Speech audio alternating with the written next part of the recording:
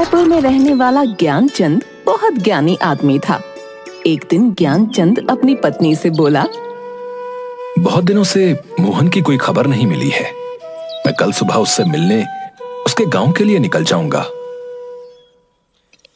आज सुबह सुबह मेरी बाईं आंख फड़क रही थी जी, आप कहीं मत जाइए। तुम तो जानती हो भाग्यवान, मोहन का हमारे सिवाय कौन है। जाते हुए ऐसे टोका टोकी नहीं करते। तुम जाकर तैयारी करो मेरे जाने की। ठीक है, मैं आपके जाने की तैयारी कर देती हूँ। ज्ञानचंद का मित्र मोहन बचपन से ही गूंगा और एक पैर से अपाहिज था। ज्ञानचंद सुबह जल्दी उठकर अपने मित्र से मिलने निकल पड़ता है। रास्ते में उसे एक आदमी मिलता है जो शरीर से काफी तंदुरुस्त था। वो आदमी ज्ञानचंद के पास आया। भाई, आप कौन हैं और कहां जा रहे हैं? मेरा नाम ज्ञानचंद है और मैं अपने मित्र के घर संभाजी नगर जा रहा हूं। मेरा नाम महाकाल है, मुझे भी उसी तरफ जाना है। क्या मैं भी आपके साथ चल सकता हूं? मुझे ठीक से रास्ता पता नहीं है। बिल्कुल चलिए, अच्छा ही होगा। हम दोनों अगर साथ साथ चलेंगे तो समय भी जल्दी कट जाएगा। महाकाल, ये कैसा नाम है? बड़ा अजीब सा नाम है, महाकाल। खैर, मुझे क्या करना है। लेकिन उसने महाकाल से कुछ भी नहीं पूछा और दोनों धीरे धीरे रास्ते पर आगे बढ़ने लगे। तभी बीच में एक छोटा सा गांव आया। भाई ज्ञानचंद, तुम आगे बढ़ो। मुझे इस गांव में किसी को एक संदेश देना है। मैं बस संदेश देकर तुम्हें मिलता हूं। ठीक है, मैं एक काम करता हूं, आगे उस कुएं पर थोड़ी देर आराम कर लेता हूं। तब तक तुम संदेश देकर वापस आ जाओ। हाँ बिल्कुल भाई, आप आराम करिए। मैं यूं गया और आया।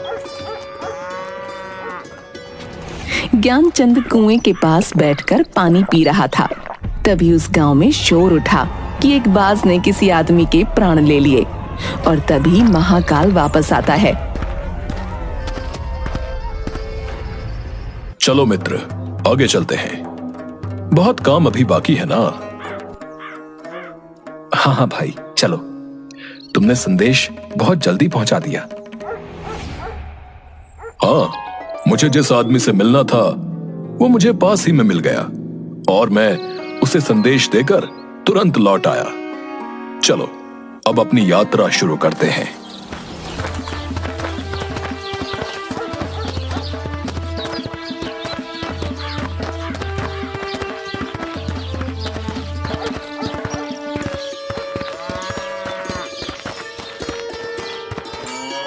मित्र, रात होने वाली है और पूरा दिन चलकर हम बहुत थक भी गए हैं।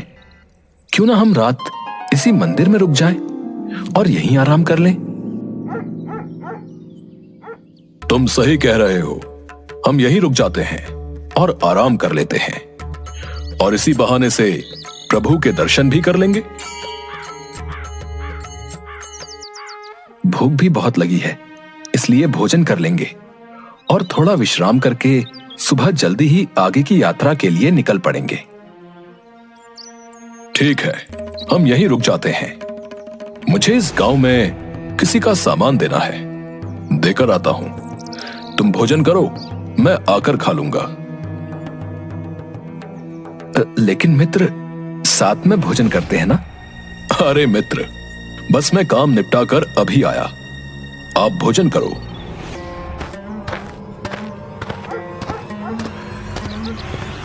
अरे आग लग गई भैया, अरे पूरे गांव में आग लग गई, लगता है कुछ नहीं बचेगा। ये महाकाल जहां भी जाता है वहां किसी न किसी तरह की अनहोनी हो जाती है। तभी महाकाल वापस आता है, लेकिन वो महाकाल से कुछ नहीं पूछता और दोनों सो गए। और सुबह जल्दी उठकर दोनों आगे की यात्रा पर निकल पड़े। कुछ देर बाद फिर से एक दूसरा गांव आया। मित्र, तुम थोड़ा विश्राम करो। मुझे इस गांव में कुछ काम है। मैं तुमसे आकर मिलता हूं। अब ठीक है। अरे भैया, अरे मधुसूदन को सांप ने डस लिया। अरे भैया, उसकी मृत्यु हो गई है। तभी महाकाल वापस आ जाता है। मित्र, मैं तुमसे कुछ पूछना चाहता हूं। अगर तुम्हारी अनुमति हो तो। हाँ बोलो, क्या बात है मित्र? मन में जो भी शंका है उसे दूर कर लो। तुम जिस गांव में भी जाते हो, तुम्हारे जाते ही वहां कुछ ना कुछ अनहोनी क्यों हो जाती है? क्या तुम मुझे बता सकते हो कि ऐसा क्यों हो रहा है? ज्ञानचंद, आप मुझे बड़े ज्ञानी लग रहे थे, इसलिए मैं आपके साथ यात्रा करने के लिए निकला था, क्योंकि मैंने सुना है ज्ञानियों का साथ हमेशा अच्छा होता है। क्या सचमुच आप अभी तक नहीं समझे कि मैं कौन हूं? मैं समझ तो चुका हूं, लेकिन कुछ शंका है। यदि आप अपना सही परिचय दें तो मेरे लिए आसानी होगी। मैं यमदूत हूं और यमराज की आज्ञा से उन लोगों के प्राण हरण करता हूं जिनकी आयु पूर्ण हो चुकी है। अगर ऐसी बात है और तुम सचमुच ही यमदूत हो, तो बताओ, अगली मृत्यु किसकी है? अगली मृत्यु तुम्हारे मित्र की है, जिससे तुम मिलने जा रहे हो, और उसकी मृत्यु का कारण भी तुम ही होगे। अब तुम ये क्या कह रहे हो? क्या सच में अगली मृत्यु मेरे मित्र की होने वाली है और मैं ही उसकी मृत्यु का कारण हूं? वो मेरे बचपन का मित्र है। मैं उसकी मृत्यु का कारण नहीं बन सकता। इसलिए बेहतर होगा कि मैं अपने मित्र से मिलने आगे की यात्रा पर न जाऊं। कम से कम मैं तो उसकी मृत्यु का कारण नहीं बनना चाहता हूं। तुम जो सोच रहे हो वो मुझे भी पता है, लेकिन तुम्हारे अपने मित्र से न मिलने के विचार से नियति नहीं बदल जाएगी। तुम्हारे मित्र की मृत्यु निश्चित है और वो तुम्हारे चरणों में ही मर जाएगा। अगर ऐसा है तो मैं अपने मित्र से मिलने आगे जाऊंगा ही नहीं और अपने घर वापस लौट जाऊंगा। परंतु जैसे ही वह गांव की तरफ से लौटने लगा, उसका मित्र मोहन तेजी से आता हुआ दिखाई दिया, जो ज्ञानचंद को देखकर बहुत ज्यादा खुश लग रहा था। मोहन के आने की गति को देखकर ऐसा लगा कि वो बहुत देर से उसके पीछे आ रहा हो। तुम कुछ भी कर लो, लेकिन नियति को नहीं बदल सकते हो। तुम्हारा मित्र बहुत देर से तुम्हारे पीछे आ रहा है, क्योंकि उसने अपनी शक्ति से ज्यादा जोर से दौड़ने की कोशिश की, जिस कारण कुछ ही क्षणों में वो तुम्हारे चरणों में अपनी आखिरी सांस लेगा। जैसे ही मोहन ज्ञानचंद के पास पहुंचा, वो जमीन पर गिर पड़ा।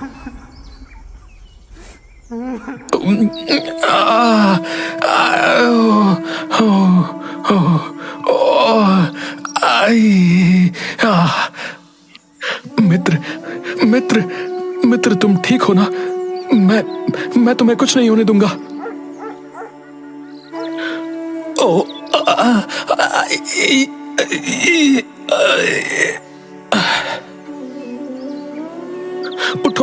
उठो मित्र, उठो। नहीं, ऐसा नहीं हो सकता। मेरी वजह से तुम दुनिया से चले गए। नहीं। मोहन की मृत्यु के बाद ज्ञानचंद आश्चर्य भरी नजरों से महाकाल की तरफ देखने लगा। तुम्हारा मित्र पिछले गांव से ही तुम्हारे पीछे पीछे आ रहा था, लेकिन तुम समझ ही नहीं सके, क्योंकि वो गूंगा है, जिस कारण वो तुम्हें आवाज नहीं दे पा रहा था, और एक पैर से अपाहिज होने के कारण वो तुम तक नहीं पहुंच सका। उसने अपनी सारी ताकत लगाकर तुम तक पहुंचने की कोशिश की, और बुढ़ापे में शरीर में ज्यादा शक्ति नहीं होती, इसलिए उसकी हृदय गति रुकने की वजह से उसकी मृत्यु हो गई। और उसकी मृत्यु की वजह तुम हो, क्योंकि वो तुमसे मिलने के लिए अपनी सीमाओं को लांघकर तुम्हारे पीछे भाग रहा था।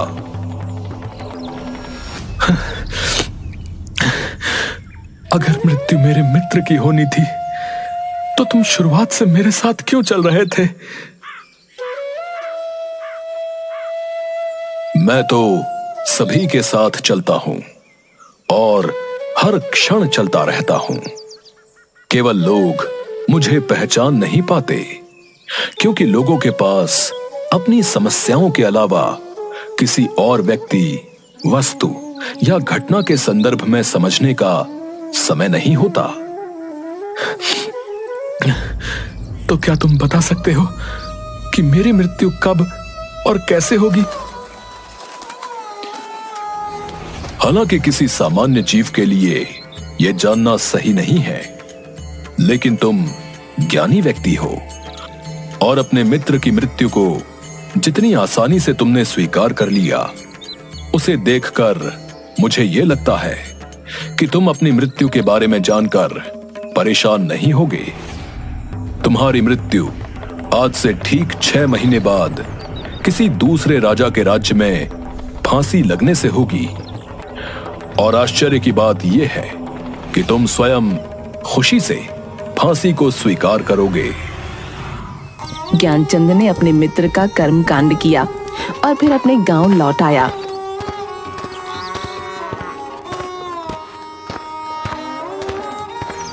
ज्ञानी व्यक्ति भी अपनी मृत्यु के बारे में जानने के बाद मृत्यु से बचने के लिए कुछ ना कुछ करते हैं। ज्ञानचंद ने भी ऐसा ही किया। उसकी पहचान उस राज्य के राजा तक थी। ज्ञानचंद राजा के दरबार में पहुंच गया और सारी बात बताई। हमारे मित्र की समस्या आप सबने सुनी और आप सब बहुत ही ज्ञानी हैं। इसीलिए मैं अपने मित्र के प्राण बचाना चाहता हूं, जिसके लिए मुझे आप सबकी सलाह चाहिए। महाराज, जैसा कि पंडित जी ने कहा है कि उनकी मृत्यु 6 महीने बाद होगी, लेकिन मृत्यु तब होगी जब वो किसी दूसरे राज्य में जाएंगे। अगर हम उन्हें किसी दूसरे राज्य में न जाने दें तो उनकी मृत्यु कैसे होगी? आप सबकी बात बिल्कुल उपयुक्त है। हमारे मित्र के रहने की व्यवस्था राजमहल में ही कर दी जाए। वो अपनी मर्जी से राजमहल से बाहर आ जा सकते हैं और जिससे भी मिलना चाहें मिल सकते हैं, लेकिन बिना हमारी अनुमति के उनके कक्ष में कोई प्रवेश नहीं करेगा और ना ही कोई उनसे मिलेगा। मृत्यु से एक दिन पहले। कल तो मेरी मृत्यु का दिन है। आज रात को मैं जल्दी सो जाता हूं ताकि ये काली रात और कल का दिन जल्दी ही निकल जाए। ज्ञानचंद को नींद में चलने की बीमारी थी और वह स्वयं इसके बारे में जानता नहीं था, इसलिए उसने राजा या किसी से भी इस बीमारी के बारे में बात नहीं की थी। नींद में चलने की बीमारी का दौरा अक्सर उस समय पड़ता जब व्यक्ति को नींद अच्छे से न आ रही हो। उस रात ज्ञानचंद को नींद में चलने का दौरा पड़ा। वो राजा के महल से निकलकर अस्तबल में गया। राजा के आदेश के अनुसार वो कहीं भी आ जा सकता था, इसलिए किसी ने उसे कुछ नहीं पूछा और घोड़े पर सवार होकर ज्ञानचंद दूसरे राज्य की सीमा में चला गया और उस राज्य के राजा के कक्ष में जाकर रानी के दूसरी तरफ सो गया। सुबह राजा ने देखा, कौन है ये नामुराद जिसने हमारी राजरानी के साथ और हमारी शान शौकत में ये गुस्ताखी की है? इस गुस्ताख को तुरंत गिरफ्तार कर लो और दरबार में पेश करो।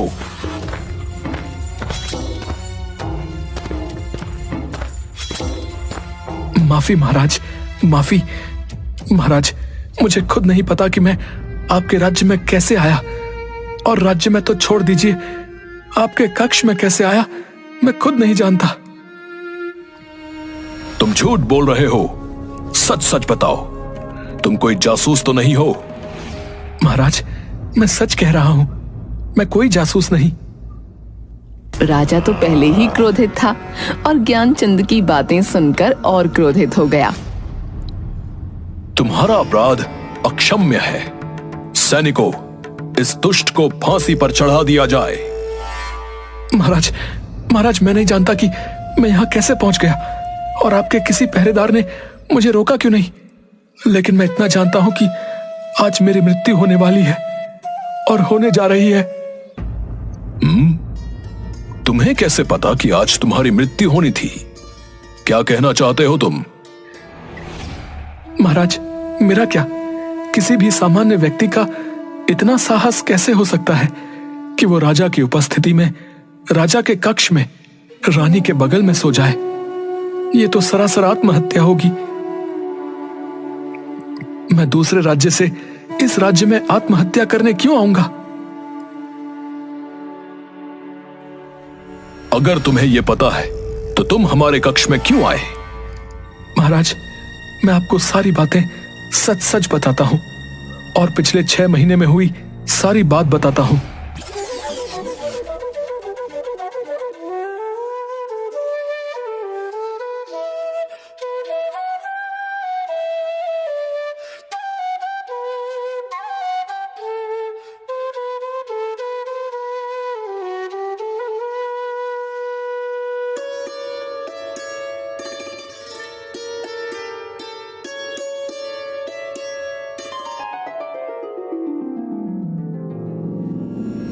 तुम अपनी मृत्यु से बचने के लिए महाकाल और अपनी मृत्यु की भविष्यवाणी का बहाना बना रहे हो।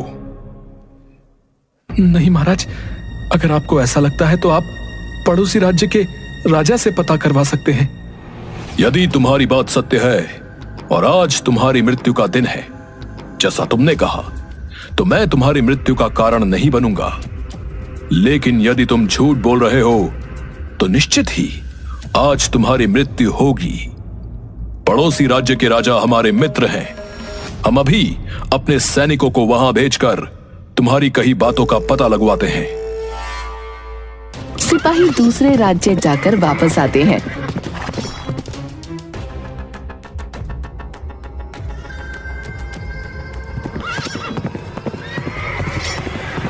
महाराज, ज्ञानचंद जो कह रहा है वो सही कह रहा है। दूसरे राज्य के राजा ने ज्ञानचंद को अपने महल में ही रहने की संपूर्ण व्यवस्था दे रखी थी। पिछले 6 महीने से ये राजा का मेहमान था। कल रात राजा स्वयं इससे अंतिम बार कक्ष में मिले थे और उसके बाद ये इस राज्य में कैसे पहुंचा, इसकी जानकारी किसी को नहीं।